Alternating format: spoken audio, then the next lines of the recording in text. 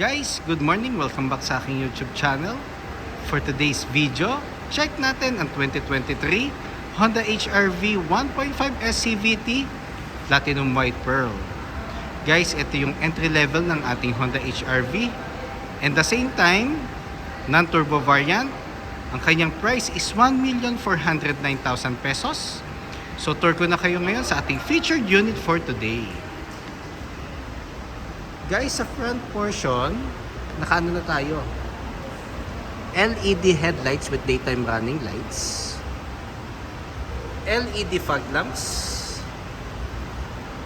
Glossy black front grille. Then sa front accent garnish natin guys, honeycomb matte black bumper. Ang maganda kasi dito, merong extension yung front accent garnish natin hanggang dun sa fog lamps para mas magbigyan kanya ng elegant look. Pakita ko lang ulit.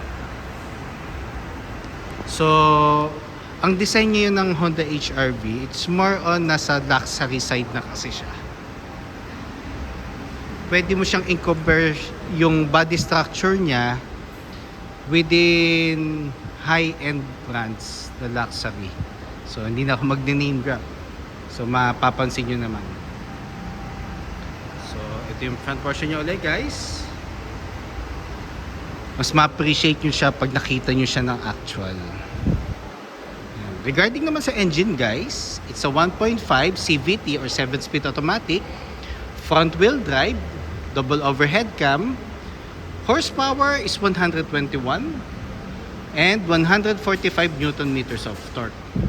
So, maraming nagtatanong sa akin na clients from 1.8 na single overhead cam na previous model, bakit nag-downgrade to 1.5?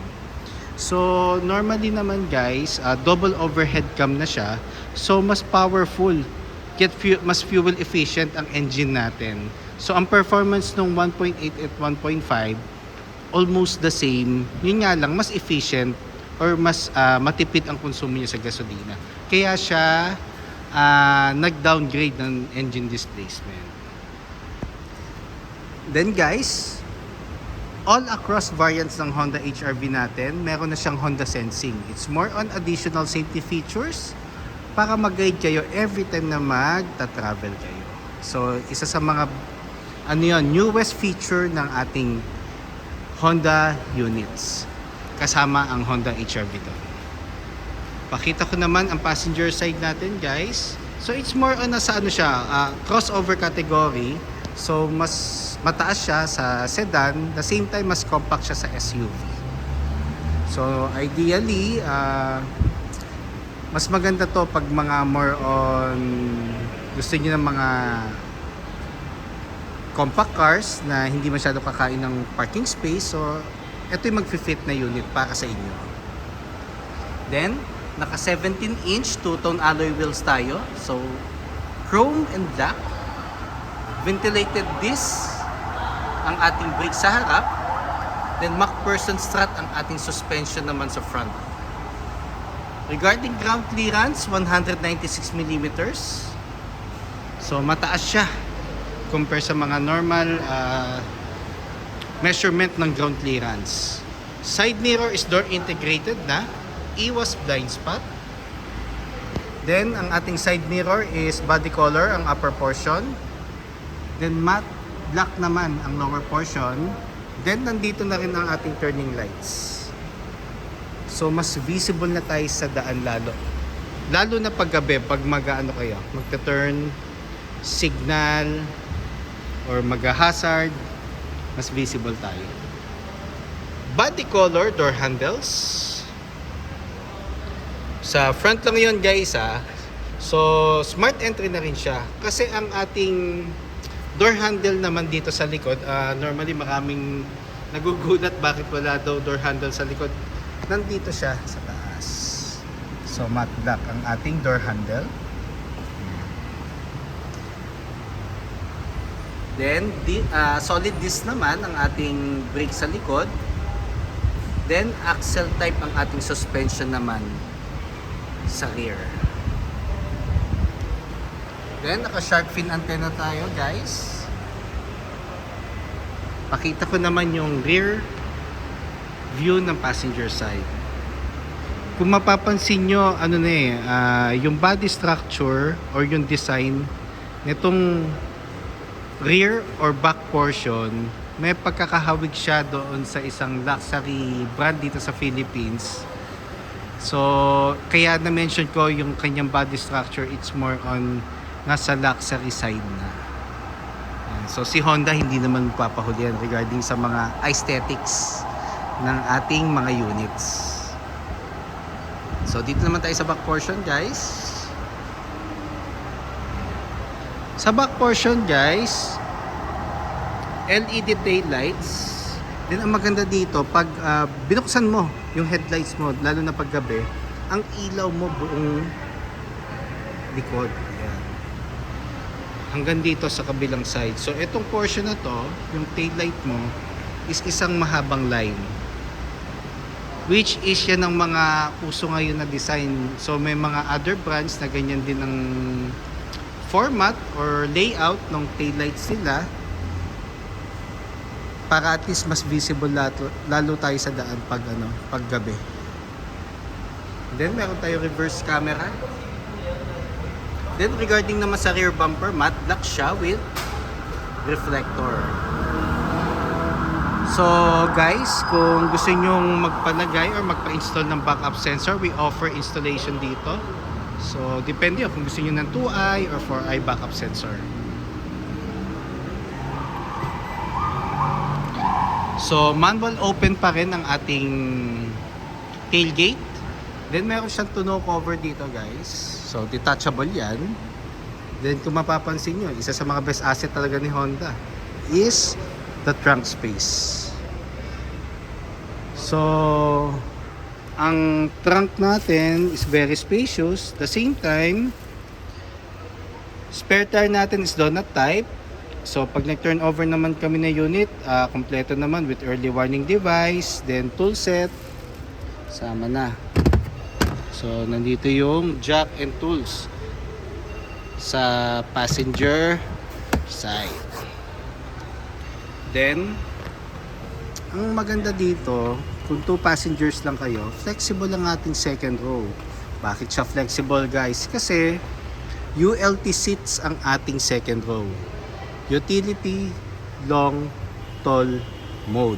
So it's more on, ang setup niya is parang sa city hatchback, sa Honda Jazz. So nafa-fold ang ating second row, guys. Pakita ko lang . So 60-40 ang division. Same goes with the other side. Pakita ko lang para at least ma-visualize yung gaano kaluwag to.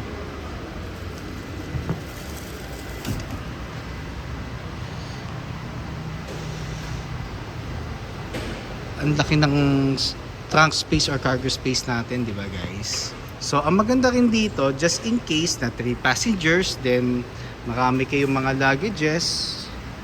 Angat ko lang to, guys.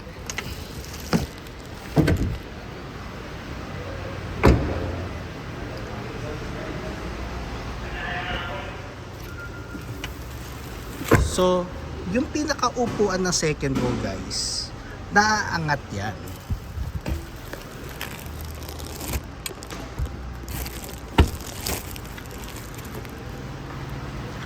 So, additional compartment or additional cargo space din sa second row. Normally, mga dog cages, just in case na 3 passengers kayo, may mga dog cages kayo. Or mga luggages. Then if ever na ibababa nyo na siya, kailangan with caution. Hindi pwedeng ibabagsak mo lang siya kasi possible masira yung spring sa baba. So with caution palagi. Saka ko lang, guys, yung tailgate natin. Fuel tank capacity is 40 liters. Ang nakalagay lagi dito, guys, pag nagta-turn over kami ng unit is unleaded. Lagi kong kiniremind na clients ko, pag mag-higher octane sila, kailangan consistent na isang octane lang gagamitin para hindi magkaroon ng effect sa engine. Then, door panels natin, guys, is urethane. At the same time, leather ang texture ng armrest natin sa mga door panels natin. Regarding naman second row, so ang height is 5'6". Kung mapapansin nyo, very spacious ang legroom natin. So just in case naman ang magdadrive is malaki ang height, normally mag-a-adjust siya ng pa-backward ng driver seat. Pero if ever kahit isagad natin to, yung mga seats natin sa front, meron pa rin siyang decent legroom na mas magiging komportable pa rin ang mga nakasakay sa second row kahit mga long drive.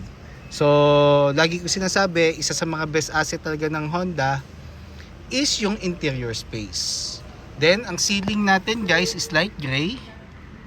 And para at least may idea kayo guys, regarding sa headroom, medyo mas mababa siya compare sa mga sa ibang Honda cars model lineup natin. Mas mababa ang headroom niya kasi ang setup niya kasi talaga is pinipreserve niya yung it's more on compact crossover na which is lumabas ng mga 2000 na HRV. Pero kahit matangkad ka guys, may enough headroom pa rin naman at hindi naman tatama yan.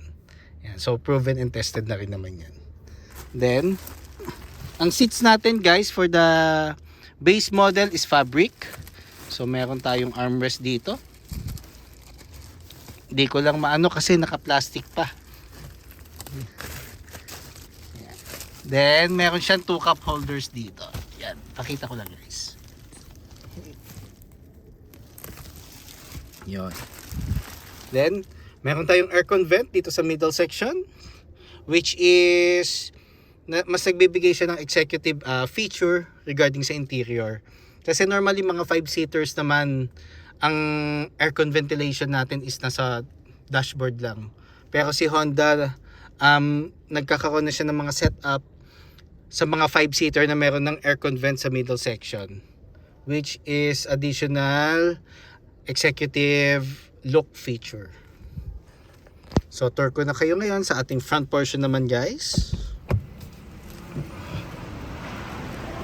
Gas consumption ng mga 1.5 engine nga pala ng Honda is normally mga 8 to 14 kilometers city driving. Then highway pwede siyang umabot ng 15 kilometers and up. Pero depende pa rin niya sa driving habit, load capacity, road condition. Pero normally yun ang mga estimate gas consumption. So smart entry siya guys. So meron tayong dalawang smart key. It's either manual lock or unlock sa smart key. Pero kung ayaw mong gamitin smart key, nasa pocket or bag and nasa in-reach siya ng ating Honda HRV, so ang pag-unlock ng unit, lagay natin yung kamay natin sa door handle. So i-demo ko lang uli ayaw natin gamitin yung smart key. So gusto nating lock yung unit, itatap natin yung 3 lines na to. So iilaw ang headlights, turning lights at tail lights. It means sarado na siya, nakalock na siya. So para ma-check natin kung nakalock na yung unit, dito natin siya i-check. Kasi ang pag-unlock naman ng unit guys, lalagay mo na yung kamay mo sa door handle. Pero kung nasa ang side lang siya, yun lang ang magfa-function. For example, nandito yung smart key. Merong tao dun sa kabila na gustong buksan yung door, hindi niya mabubuksan. Not unless nabuksan mo na yung unit, then eventually, tsaka binuksan ng tao. Yun talagang possible na mabuksan yun. Pero if ever na nakalock yung unit, at hindi mo pa na-unlock yung pinaka vehicle, hindi mabubuksan ng tao sa kabilang side yung door. So nandito na tayo ngayon guys sa ating front portion. So sa door panel natin sa driver side, yung mga buttons natin is the power folding, side mirrors, ito yung knob, central door lock, window lock, and windows. So pag nakababa to guys, and normally pag naka-on yung engine may ilaw to, walang access yung passengers mo para ibaba yung windows. Tsaka ito hindi mo rin mabababa. So ito lang ang may access. Ito lang pwede mong buksan.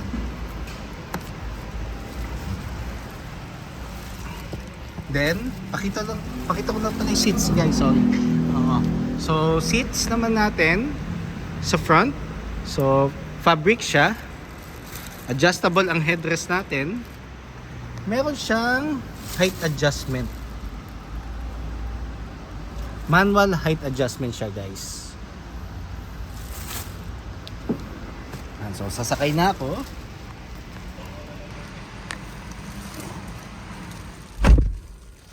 So dito na tayo sa steering wheel.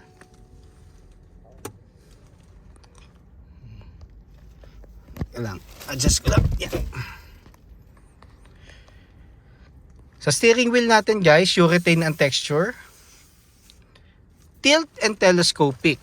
So pag tilt and telescopic guys, pwede ko siyang i-up and down, forward and back. Then nandito yung lock niya guys, ito. So pag nakuha mo na yung angle na gusto mo sa steering wheel, push mo lang siya para mag-lock. Ako kasi pag nagda-drive gusto ko kita ko yung buong panel. So, regarding naman sa panel guys, meron tayo analog and digital portion sa center. So, normally pag Honda Sensing ang unit natin, ang digital portion natin is colored. Tapos meron tayong gear indicator dito sa portion na to. So, pag nag-paddle shift ka, makikita mo kung anong gears ka. So, first hanggang 7th gear. So 7-speed automatic kasi ang CVT ng Honda. Then headlights, wipers, paddle shifters. So ito yung minus and plus sign. Pero normally ang paddle shifters, kahit yung mga nakausap kong clients, bihirang-bihira nila. Or minsan di pa nga nila nagagamit yung paddle shifters. Kasi tagang hindi mo siya masyado magagamit eh. Lalo na dito sa road condition natin. Not unless meron kang idea kung paano siya gamitin. Pwede naman. Then, sa center ng ating steering wheel, meron tayo audio control with hands-free telephone assist, Honda Sensing and adaptive cruise control. Then ang maganda dito guys, yung horn niya kung mapapansin nyo, parang siya, hiwalay mismo doon sa sa steering wheel. Kumbaga ito, parang pwede mo siyang kunin. Ewan ko, yun lang yung parang na-observe ko. Which is a good thing. Siya, mas iba yung vibes na binibigay ng steering wheel pag umupo ka na sa driver side. Then normally, yung Honda emblem. Sa sides naman guys, yung aircon vent natin, which is pag ito inap mo, ito yung air diffuser, yung labas ng hangin niya is iba. Then yung normal flow ng hangin sa aircon, then close. Then Honda Sensing and Vehicle Stability Assist. So normally pag inon natin ang engine, default on na to. Then sa baba naman guys, gas lid and hood. So pag gusto mong buksan yung hood, yan mo lang to, pull mo lang pati ang gas lid. Then push start button na siya. Regarding naman sa dashboard guys, touchscreen audio unit with Apple CarPlay and Android Auto Ready. Bicord pa siya guys, hindi pa siya wireless. Hazard, aircon buttons. So on ko lang guys para at least makita nyo. So ang smart key or kailangan nasa loob Then apakan natin yung brake, then press start.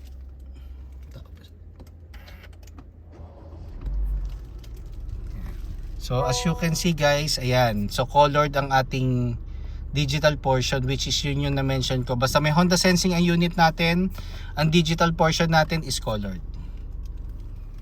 Ayan. So ito yung on.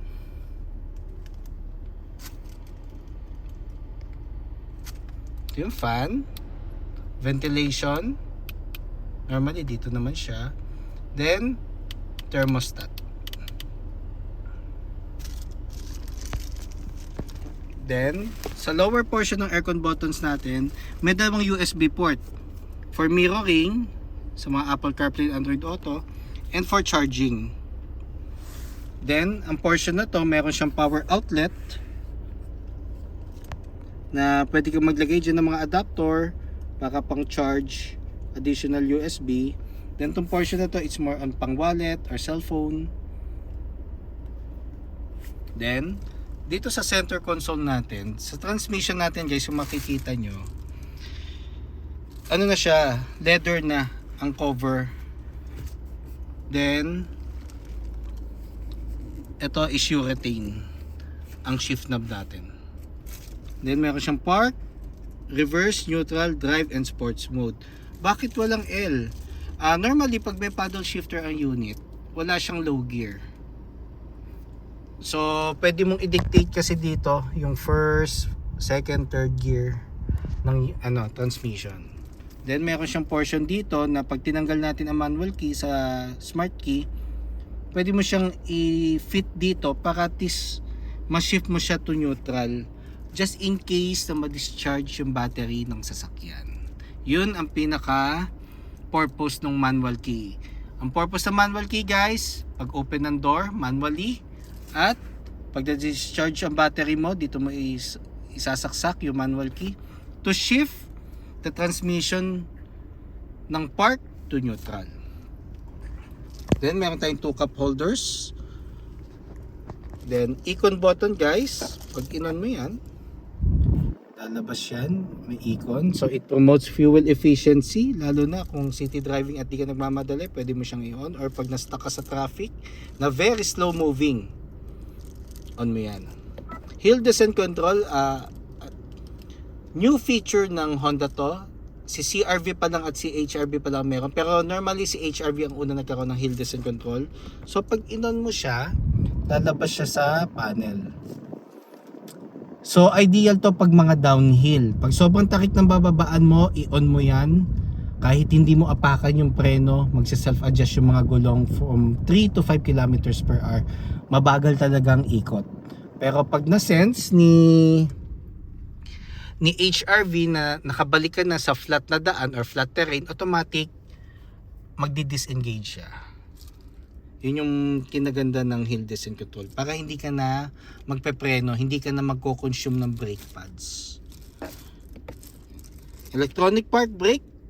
Pag magpa-park lang tayo na matagal or i-off na natin yung engine, tsaka lang natin siya gagamitin.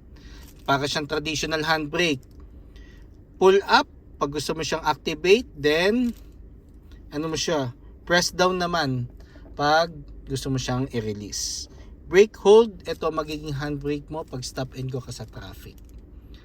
May 2 types ka para i-off yan. It's either pag inon mo siya, teka, seatbelt ako guys para ma-visualize lang. Kasi hindi siya gagana pag wala siyang seatbelt. Yan. So pag inon ko siya, may lalabas sa brake hold dito. Off ko lang hill descent. So pag may lumabas sa color A, color green na letter A na circle dyan sa baba ng brake hold, it means activated na yung brake hold. Pwede mo na i-release ang brake. Then, eventually, may 2 types siyang para i-off. It's either pindutin mo ulit yung brake hold para mag-manual off, or kung masesense mo naman, ang traffic condition is slow moving, pwede mo siyang standby. Pero every time na magbe-brake ka, mag-activate yung brake hold. Kumbaga, parang ano lang yan yung traditional na neutral handbrake. So, ganun din yan. So, naka-standby lang palagi si brake hold. So, pwede mong iwan sa D, ang transmission pag naka-brake hold ka, or pwede mo rin siyang i-shift to neutral pag medyo matagal ang takbo ng traffic.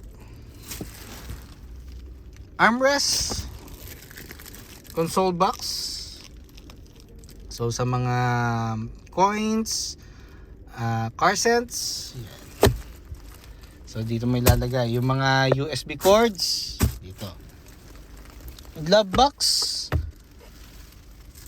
guys, ang glove box nga pala, dyan nyo ilalagay ang warranty booklet, owner's manual, copy ng ORCR, and hard copy ng insurance policy just in case na meron kayong hard copy. Pero normally, ang mga insurance policy, soft copy na siya. Pero maganda pa rin meron para at least anytime na magki-clean ka, kukunin mo na siya sa glove box. Then guys, nga pala sa mga cash buyers namin dyan, ideal talaga siya bago nyo i-release yung unit, kailangan may insurance para for your safety na rin po.